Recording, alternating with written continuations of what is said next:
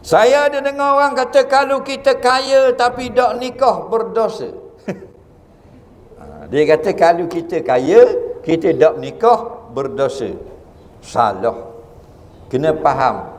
Hukum bernikah ada 5. Nombor 1, sunat. Nombor 2, harus. Nombor 3, makruh. Nombor 4, haram. Nombor 5, wajib. Saya beri contoh 5 ni.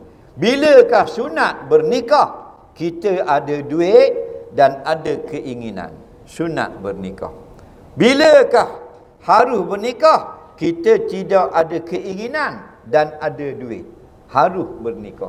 Bilakah makruh bernikah? Tidak ada duit, tak ada rasa nak nikah, pergi nikah juga makruh.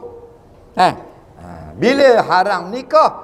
Kalau kita menikah memang kita yakin kita akan buat nyanyi ke anak orang. Faham tak? Kita akan buat zalim ke anak orang, kita akan buat sakit ke anak orang. Maka haram bernikah. Bilakah wajib nikah? Kita tengok itik, nampak macam gawe dah.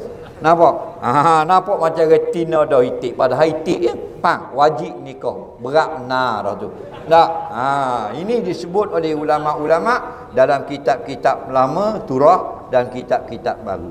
Antara kitab-kitab lama, Imam Al-Syairazi sebut dalam kitab Muhadzab. Kalau kitab baru, Dr. Abdul Karim Zaidan sebut dalam Al-Mufassal fi Ahkamil Mar'ati. Soalan seterusnya,